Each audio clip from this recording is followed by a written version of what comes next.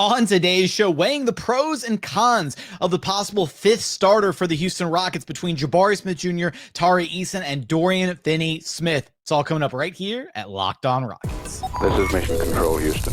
Ignition sequence start. 6, 5, 4, 3, 2, 1.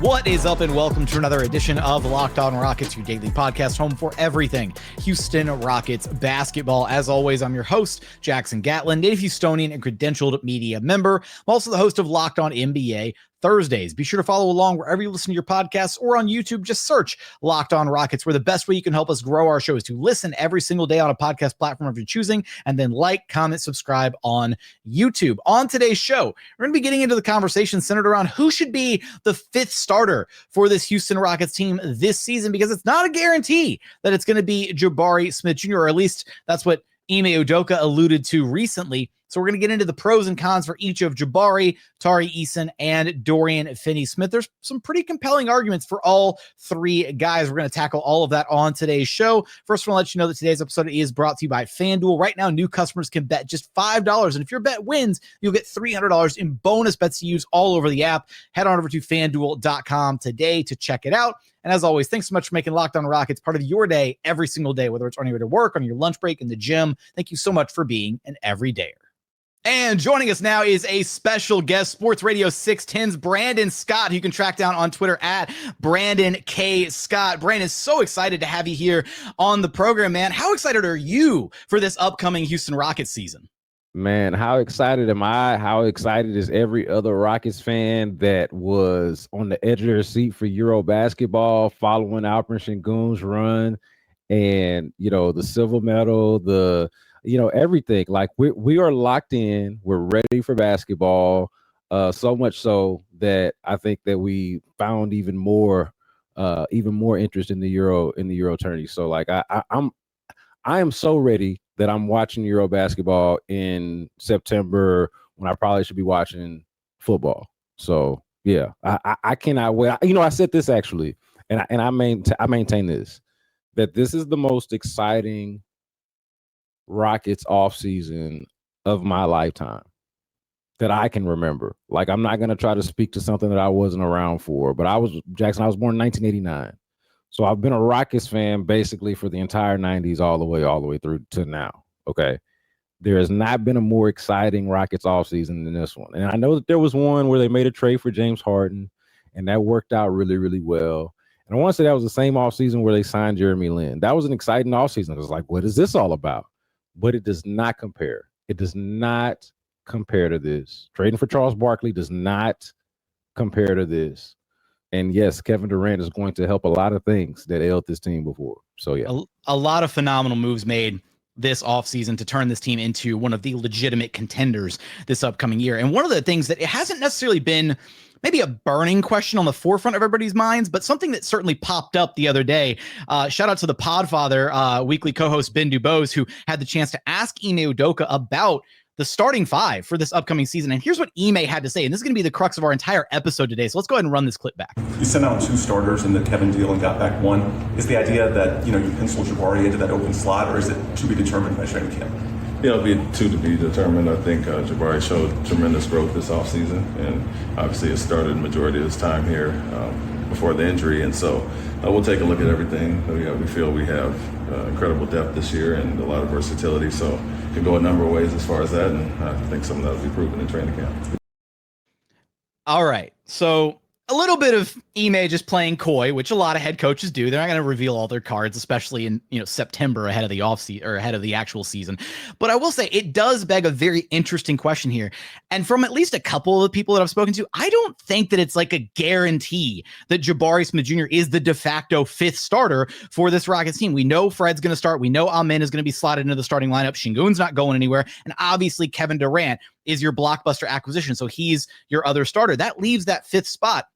And that's what we're going to be kind of getting into today, is kind of weighing the pros and cons of the different available options for the Houston Rockets in that fifth starting spot. We got Jabari Smith Jr., Tari Eason, and newly acquired Dorian Finney-Smith, who are all legitimately strong candidates to claim that fifth starting spot. And I know there's going to be some people who might already be looking at me crazy or getting ready to flame me in the comments section about even suggesting Dorian Finney-Smith over either of Jabari or Tari, but we're going to cross that bridge when we come to it. We'll talk about DFS a little bit later on in the show.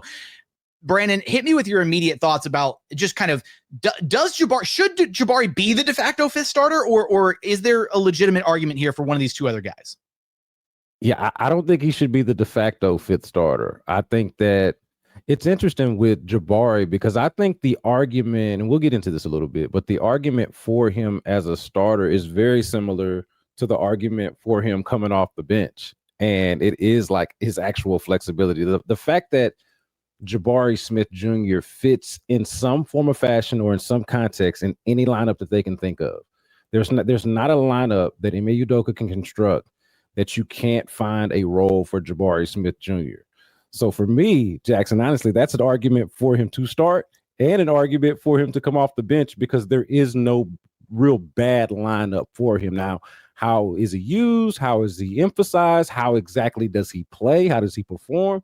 Those are all separate questions. But when you talk about his skill set and what he brings to the table, I think that it's all perfect for any lineup that you can think of, whether you're going big or if, probably anything but one that has, like, let's say the double big lineup. Maybe you don't want Jabari in that lineup, but I could see why he could be in there. It's probably where I like him least, but I can't say he doesn't fit at all because he can still stretch the floor and shoot the ball. So, yeah, I mean, I don't think he should be penciled in, but I also think that he's a very strong candidate for some of the reasons that Ime mentioned, the fact that he started most of his time here. And I do, or I could at least see where his game has grown. He seems like he's obviously the youngest player that we're going to discuss here. So he has the most room for growth. And I would say the one that I have the highest expectation of growing into a legitimate start. And, I think with Jabari, it's so tough because it still almost feels like we've only barely scratched the surface of what he's truly capable of as a player. And I know I'm one of the few people still holding out stock with the Jabari jungle from his draft day. And I had him number one on my draft board that year, even over Paolo Banchero, the take I'm still getting killed for. But there's something about the fact that Jabari's been kind of unfortunately forced into more of this ancillary role where he's been off ball. He's been a role player in his, in what he's been asked to do. And he's excelled in that role, and give him credit where credit is due. So unfortunately, with this, new permutation of the Rockets, with them adding Kevin Durant and Alperen Sengun taking what looks like another leap forward, and Thompson, expected to take on a lot more responsibility this year as a primary ball handler and initiator, and hopefully a year 3 leap from him. It doesn't exactly look like there's going to be suddenly this, wealth of opportunities for Jabari to carve out a name for himself and to suddenly, blossom into his own version of a star player. Unfortunately, he's probably still going to be kind of in that ancillary supporting cast role for the foreseeable future. And when you start to look at his actual skill set, what he brings to the table, I agree with you. The versatility is there. He can play all the way up to a 5. You can play him down at the 3, and you can actually play him with that double big lineup. And it worked pretty well for them at various points last season. I will say the one wrinkle, and this is probably my biggest knock on Jabari being in that starting lineup, is it leaves a lot to be desired with your point of attack defense. That's going to be my biggest sticking point here. Is Jabari's a capable perimeter defender. He absolutely is. He can switch, he can guard, and he can guard smaller guys than himself. But if your starting lineup is Fred, Amen, KD, Jabari, Sengun, Amen is going to take the toughest perimeter assignment every single night. But that kind of leaves and necessitates that Fred VanVleet has to then step up and take on the second toughest, at least guard perimeter assignment each and every night, because that only leaves you KD and Jabari to choose from as to who's going to take the other wing player. And at the end of the day, with so many teams that run maybe one traditional big and then a variety of guards and or wings on the perimeter, I think that leaves the Rockets a little susceptible as far as certain matchups, certain lineups, if you have to then rely on Jabari to guard maybe smaller, quicker, faster players rather than his more natural ability to guard legitimate wings or even guarding other bigs. Yeah, no, I think that part is relevant because I mean for the reasons that you mentioned, man, like he's not. I feel like sometimes, you tell me if you disagree with this, I feel like sometimes he's caught flat-footed too often. And, A little bit. and it's just like, I don't know if it's flat-footed or if it's a lack of lateral quickness or less lateral quickness than what we were expecting. But I definitely see what you mean. The counterpoint that I would make to it, though, is that, let's just say, for example, they want to run some kind of zone or a soft zone. And I'm not advocating for it. I don't really love zone. But the thing about Jabari that does make it really enticing, even with everything that you said in consideration, I'm not invalidating it. I'm just saying you're still pretty damn big now. Like the existence of Kevin Durant, Jabari Smith Jr., and of course Alperen Sengun there. And I don't know if you agree with the idea of Ime Thompson being able to help right a lot of wrongs. I feel like we saw him do that at times. I don't know if that would make up for Jabari's flat-footedness or lack of like premier athleticism on the perimeter. But I don't know. I feel good about between the idea of being super big and having one of the better defensive players in all of the league, taking your tough assignment and just kind of doing this thing out there. I can kind of risk it and live with it. So I kind of have to see a little bit more what it looks like, but I think that's a legitimate concern. But at the same time, you're really big, and it's good to be. And it's not like he can't move at all. So it's good to be big in basketball, right? Like the idea Can't teach of height. Yeah, you can't teach height, and to me, it creates its own matchup problem. Just the sheer size that would be out there with Fred being the only small guy, and then everybody else is either a Ime Thompson or they're 6'10" or taller. That's a scary proposition. Absolutely. And then you factor in, the floor spacing, which there's an argument to be made that Jabari might not actually be the best floor spacer of this trio here. And that's something we'll talk about a little bit more later on. He came off the year averaging 35.4% from downtown, but he had an abysmal start to the year shooting wise, and then really picked it up before the hand injury kind of sidelined him for a little while. If he can get that number up to that 36, 37, 38% that we think he's capable of, then suddenly that maybe changes the dynamic a little bit. If he's a sniper from long distance, plus all the other attributes, the versatility, the rebounding, the weak side defense. He's gotten better as a weak side shot blocker and using that size, using that length a little bit more consistently on the defensive end. Certainly, there's a lot of pros to the Jabari camp. Not very many cons, although when you start to cross compare to Tari and DFS, there's maybe some other areas that we're going to get to that those two guys might shine in that might be better complementary pieces to the rest of the starting five. We're going to get there in just one moment. First, today's episode is brought to you by 5-Hour Energy. Caffeine just got a flavor upgrade. 5-Hour Energy shots deliver tasty caffeine in 17 bold flavors. Each 2-ounce shot packs the caffeine of a premium 12-ounce cup of coffee, plus B vitamins and nutrients with 0 sugar and 0 crashes. The best part about 5-Hour Energy is how portable they are. You can carry a little 2-ounce thing. You can squeeze in your pocket, throw it in your go bag, whatever. Big taste, tiny shot. You can take it anywhere and get that boost when you need it. Maybe you're just trying to power through your work day, or you're out running errands, or maybe you're out on the weekend and you need that little extra oomph to get you to last call out of the bar on a Friday or Saturday night. That's what 5-Hour Energy can help you out with. Enough with boring, flavorless caffeine. It's time to give your caffeine a flavor upgrade with 5-Hour Energy shots. Get the favorites you love, or be bold and try something new in-store and online at 5hourenergy.com or Amazon today. And continuing on here at Locked On Rockets, your daily podcast, home for everything Houston Rockets basketball. All right, Brandon. Now, we spent a little bit of time talking about Jabari, and we'll probably still mention, compare and contrast a few things between Jabari and some of these other guys, a couple of these other guys here as we navigate the rest of the show. But the next name, and this is the name that, a lot of Rockets fans have been begging for Tari Eason to start for a very long time. His impact is undeniable. He's one of the best, per minute players in the entire NBA. When he's on the court, good things tend to happen. And yes, there's some helter-skelter kind of chaotic moments that also come along with Tari Eason. You accept the bad with all the good that he brings to the table. But more often than not, right, the good far outweighs any of the bad. Maybe some silly fouls here and there, some chaotic moments offensively, runaway freight train at times, or the finishing that became a bit of an issue during year two.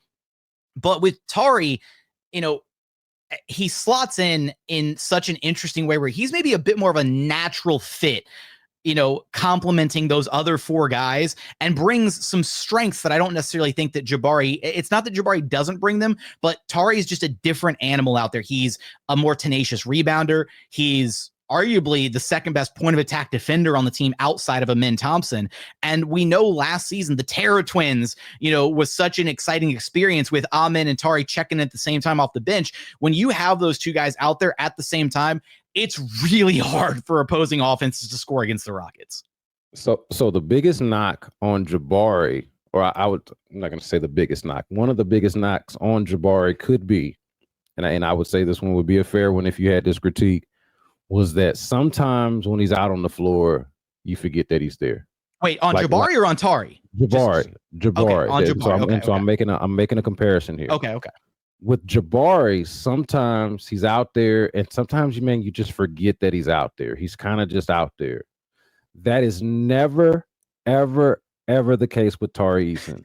When he's on the floor, what, and you laid it out pretty well, whether it's for good or for bad, and it's usually for good. It's almost always for good. And especially if you're a Rockets fan, you're like, man, I wish everybody on the team played like this, played this hard, seemed like they cared this much.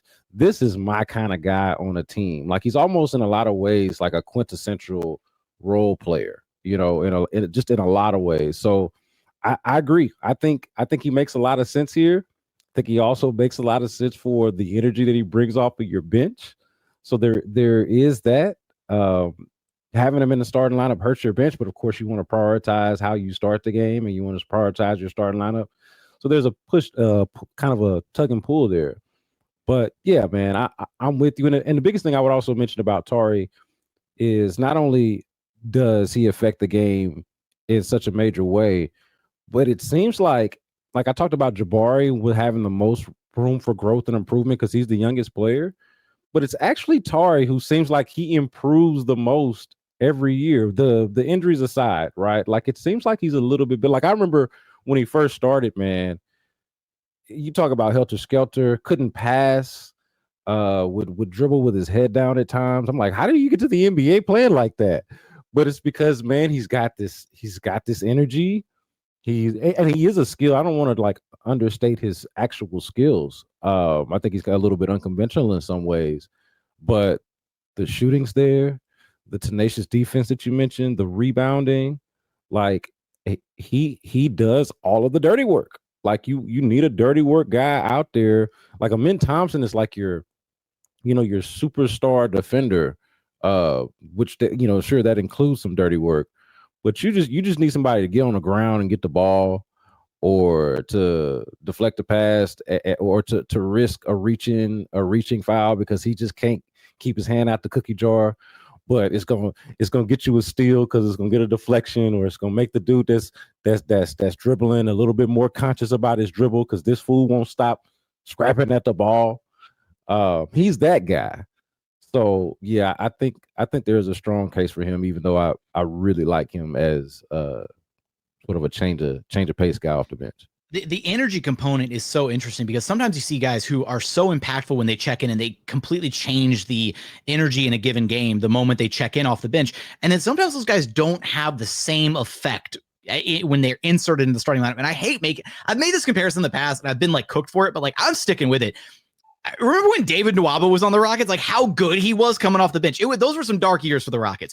But when David Nwaba was coming off the bench, he was like this wrecking ball that would come in and his energy completely shifted the tone of a game. But then he had a stretch where he was starting and that energy isn't the same when it's in the starting lineup, because when you're starting, there is a little bit more harmony, right? You want your starting five to be cohesive and to play together. You don't necessarily want that chaotic energy from the jump of a game. So if Tari can rein it in a little bit, you don't want Tari to not be Tari. You still want him to be that chaotic force, that disruptor, that defensive playmaker. That's the term that Rafael Stone has used to describe Tari in the past. And I think it's so perfect because that's what Tari does. He makes plays on defense that did turn into offensive opportunities for your team in transition, getting out, running the break, or just causing havoc, getting those steals, getting those deflections, using that crazy wingspan, the big hands, all of that.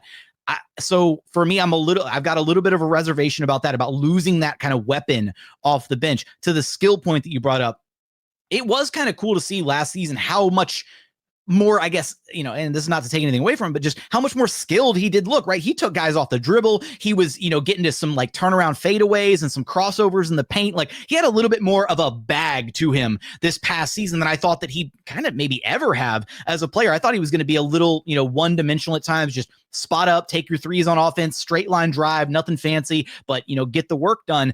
And then, the Rockets, the way that they're trying to, rebuild this starting five, you add KD, but you're losing Dillon Brooks. And he was such an important part of the identity of this team. And I think that if there's any player on the roster that can fill those shoes the most effectively and have a little bit of that meanness, that intensity, that enforcer mentality that Dillon Brooks had, it's going to be Tari Eason.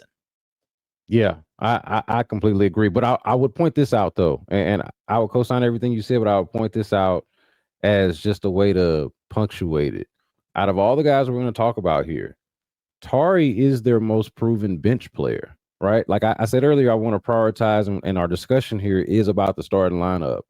But out of all the guys that we're talking about, because Jabari has started for the most part of his career until, like we talked about, until the injury and, of course, the emergence of Ime last year. But for the majority of his career, he's been in the starting lineup. There was question about how they worked him in and fit him in, which I thought was confusing because, again, like I mentioned, he seems to fit in any lineup. Figure out a way to use this guy. It was really a frustrating point of the season, or piece and part of the season. But questions about Jabari's fit and role off the bench. DFS obviously due to the team. Tari, their most proven bench guy of all the guys that we talk about. Coming up, we will talk about that new addition, Dorian Finney-Smith, what he brings to the table, and our final thoughts on who we think should be the fifth starter for the Rockets this season. We're going to get there in just one moment.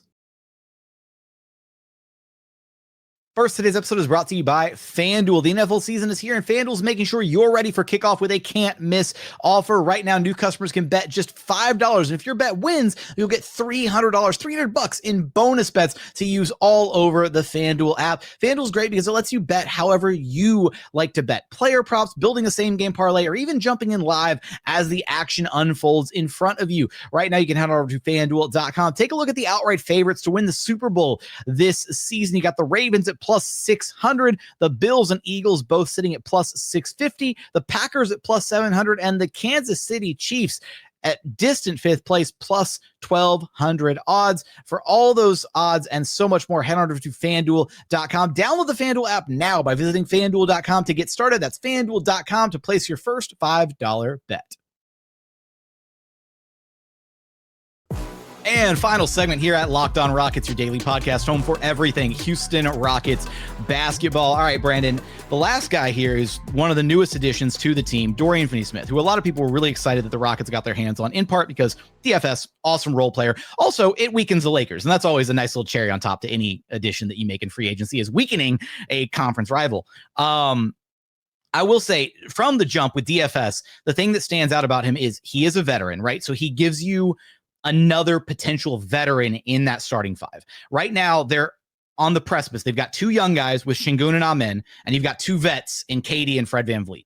They were running two young guys. Sorry, I guess technically they were running three young guys when they were running Sengun, Jalen, and Jabari, and then eventually you swap out Jabari for Amen. So they were running three young guys with two vets in Fred VanVleet and Dillon Brooks. Now, maybe they want to keep that same kind of, level of, okay, two vets is enough. You can rely on KD and VanVleet. And obviously with Sengun and Amen being another year older, they're not as young, as inexperienced. But if you add Dorian Finney-Smith to the starting lineup, he is another vet out there. He's a calming presence. He's a guy that won't overexert himself, right? Won't overextend himself. He'll stay in his lane. He'll do what he's supposed to do, defend at a high level. He's a solid point of attack defender. He gives you good length, some defensive versatility. He's more of a traditional kind of wing defender. And then offensively, he knocks down shots. He's okay off the dribble. Nothing crazy, nothing to, get super excited about offensively. But I will say the three-point shooting, it does pop when you look at his numbers from just last season. He managed to shoot at least a combined across his stint in LA, as well as the time that he spent in Brooklyn. He wound up shooting 41% for the year from three. Now, whether that's a real 41% or like a small sample size 41% is to be determined, but the Rockets did lose Dillon Brooks, who was their best three-point shooter last season and has been their best three-point shooter over the last couple of years. So they're going to be, missing some of that three-point shooting. Obviously, you add KD, who's an above 40% three-point shooter. That's a clean swap right there. But more shooting is never a bad thing. And that's where I think DFS might take the cake when it comes to Jabari and Tari. Is he's probably the best shooter, at least on paper, until we see Jabari maybe realize some of his potential as a three-point shooter. And that's conversely, that's also Tari's biggest weakness, is he's probably the weakest three-point shooter, floor spacer of this trio. Yeah, I think that the veteran piece of it would just be like a cherry on top. I think everything else that you laid out about what he actually offers as a player is what really makes the case for DFS. Like the point of attack defense that you were concerned about with Jabari. Well, that's not a point of concern with DFS. Mentioning earlier, and you did mention this, that Jabari is not the best three-point shooter of this group, at least as of last year. You brought up the 41%. Now, it is interesting because, like, do you give him credit? Do you give DFS credit for improvement, or do you look at it as a one-off? Because, like you mentioned, he is a veteran, and he's never actually shot 40% from three before last season. So he's never had a 40% from three season at all in his career, and then he shoots 41. He's had a 39. Okay, back when he was with Dallas, but he's never had a 40. He had a couple 39.4 and a 39.5. So if we're rounding up here, right, okay, we can give him a 40. But then he goes all the way to 41. I mean, break it down though. Look, break it down. He goes all the way to 41, and it's, if you split it up, okay, let me pull this back up. If you split it up, it's the 34s and then the 35s, and like with Brooklyn, he's like at 43 with Brooklyn, so he's like on a hot streak in Brooklyn, so it's like, but it was only 20 games is the problem. That's why I'm just like, I don't know if it's small sample size theater, and then you start to extrapolate and look at his whole career, and you're like, is he really that guy? Yeah, that's exactly what I'm saying. So it's one of those things where you can take the numbers and try to roll with it in whichever direction kind of suits you. I think eventually you'll find the truth if you really search for it. But to the point, I think he is the best shooter, at least of note recently, and like the best combination of the shooting, floor spacing, and defense that you need from that particular role. I think that he fits it. He quells a lot of the concerns that you would have from Jabari or Tari. You don't lose that thing that you get off the bench with Tari if you just leave him where he's at. And also that veteran piece that you mentioned, it's not as helter-skelter with DFS out there as it would be with Tari, and he offers you things that Jabari doesn't quite offer you. So I think he makes a really strong case. I'll be honest, man, when he signed, even before he signed, I said, hey, I don't know about this DFS thing that I'm hearing about, because it doesn't make sense for him to sign up for a bench role with the Rockets. And then fast forward to now, and now we're having this open. I think at the time, I'm assuming that he's not going to start for the Rockets. Okay, well, we've had time to think about it now and really look at it. And I was like, you know what? Maybe he didn't sign up for a bench role with the Rockets. Maybe he could very well be in that starting five. Maybe that was a selling point on why the Rockets got him. And look, DFS was one of the most sought after free agents on the market this past go around, this past off season. And for the Rockets to be able, obviously, the Rockets are on this upward trajectory, and they look like they can be contenders this season. But to pry DFS away from Luka, which, as a side note, Luka and DFS have one of the best like bromances in the NBA, right? They had years together in Dallas. Dallas fans still love DFS. They've got a lot of love for him as a player. And so for DFS to willingly leave LA, who he just got traded to, right? He only spent half the season there, but just got traded to LA and reunited with Luka. For him to leave that situation, it might have taken a little bit more for the Rockets to say, hey, you know what? Come over here. We'll slide you into the starting lineup. We've got a spot. Dillon Brooks just left. We need a guy in that role.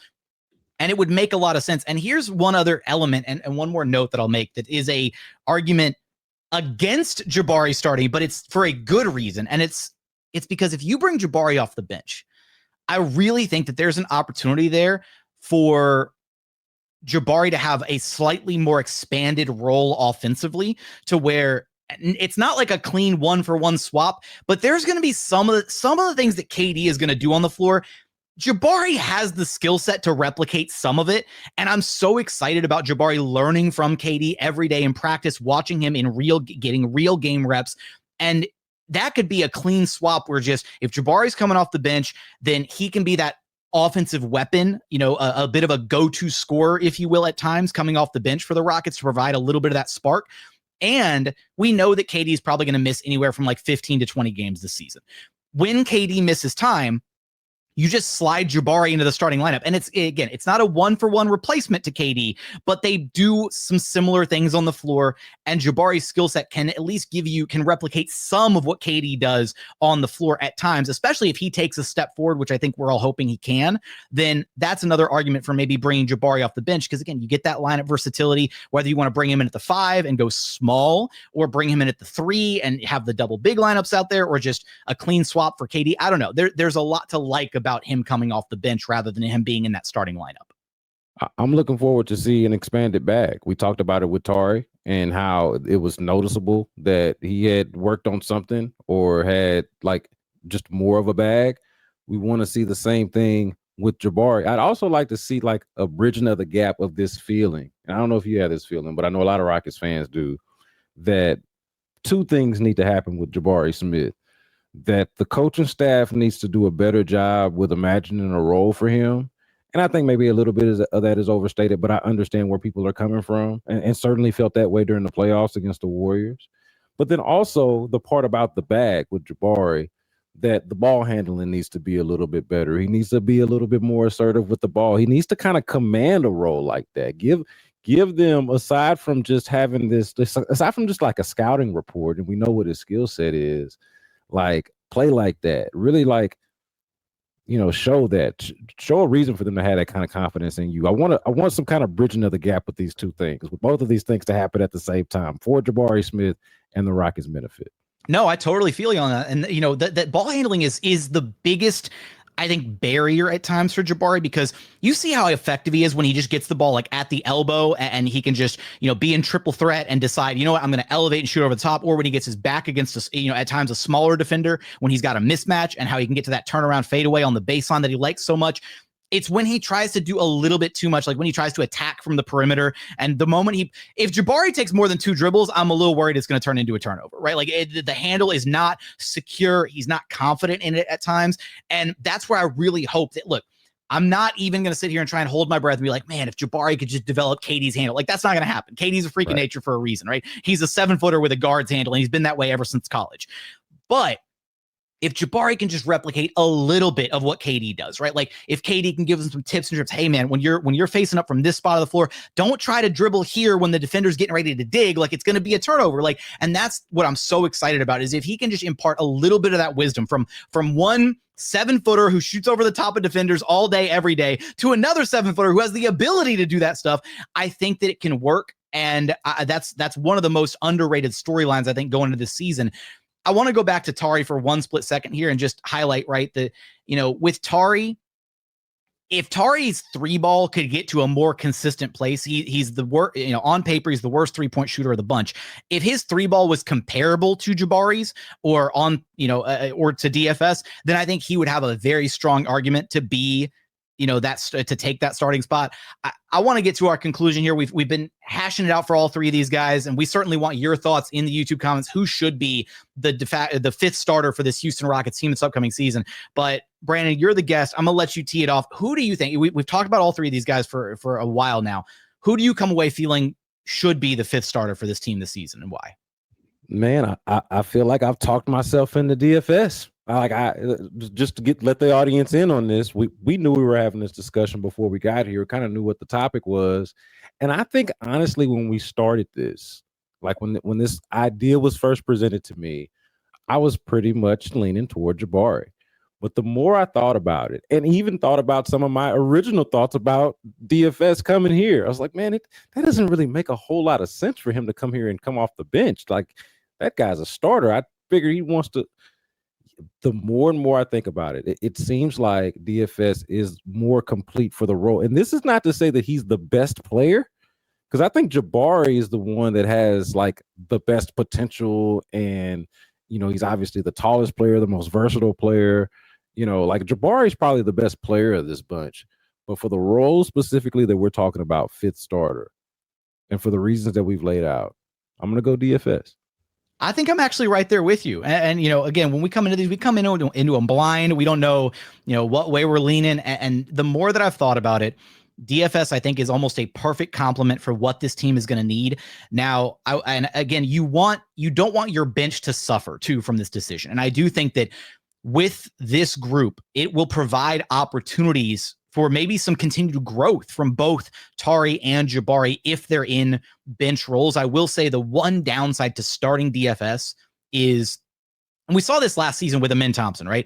Is it almost puts an artificial cap on your minutes per game for a guy like Tari or Jabari, because we saw it a lot with Ime. If you're not playing the first 6 minutes of the game, then you only have 42 more minutes to play. And if there's a game where you really want Tari or you really want Jabari to play 35, 36, 30, you want one of them to play starters level minutes, it's really hard to get them there without exhausting them, without basically playing them for these, ridiculous 12, 13, 14-minute stints the rest of the way if you're not getting a taste of that first 5, 6, 7 minutes of the ball game. So that's the one downside to potentially starting DFS, is it's going to be really hard to get either of those two guys like north of 30 minutes on any given night. But that's the task of the coaching staff, right? Juggle the lineups, figure out a way to make it work. I think DFS is the answer, and I think it might surprise a lot of Rockets fans when we get to training camp, preseason, maybe even opening night, where Ime Udoka finally reveals who his starting five is going to be. And if it's not Jabari, that might come as a shock to people, but it won't shock us, Brandon, because we've been talking about it. So I'll say this, though. The one other thing that wouldn't shock me is if this thing actually changed throughout the year. Like whether you and I are wrong, right or wrong, whether it's actually DFS or if it's one of these other guys, I could very easily see it being one of these guys, and then over time at some point becoming another one of these guys, and them trying to actually figure it out by experimenting in real time. Now, I think they'll be good enough to actually be able to do that because it's a talented enough team, but I could see it being something and then being something else later. It could absolutely be a fluid thing throughout the season where maybe there's one team where Ime wants to match up a certain way. And then the real kind of, monkey wrench here is going to be when KD misses time, who do you then slot in place of KD, right? And so there's so many different directions they can go with that. I just want to shout out all the Steven Adams fans and truthers are like in shambles because we didn't even include him as an option to be the fifth starter, despite how dominant he was with Sengun this past year. So there's that whole, thing to consider. I'm on their side. Hey, look, everybody that's mad about that, and this is a little tongue-in-cheek, but for real, I'm on y'all's side. I think he deserves at least a mention. Now, neither of us was going to land on that, I don't think, Jackson. I don't think neither of us was going to land on that as our final answer, but I think he deserves a mention. I'm on their side. Hey, man, the big Kiwi has been fantastic for this team. And I will say, I do think there's probably an argument for when KD misses time, just throw Steven Adams in the starting lineup and call it a day and see what happens. But with that, we definitely want your thoughts in the YouTube comments. Give us your thoughts about the fifth starter. Who do you think it should ultimately be? Brandon, do me a favor. Let me know where to track you down at. So you can catch me on X, formerly Twitter, at Brandon K. Scott, but also check out the podcast, the B Block podcast, wherever it is that you find them. You can also catch us on YouTube. Check us out. We do that twice a week. And Sports Radio 610, as you know, I'm on there twice a week on, we're doing Wednesdays and Fridays now. Wednesdays at 4:40, and then Fridays from 11 to noon. So check us out. That's going to do it for another edition of Locked On Rockets. As always, thanks so much for checking out the show. Remember, the best way to help us grow the show is to listen every single day on a podcast platform of your choosing, and then like, comment, subscribe on YouTube. But as always, thank you so much for watching. Thank you so much for listening. And we look forward to having you back right here at Locked On Rockets, your daily podcast home for everything Houston Rockets basketball.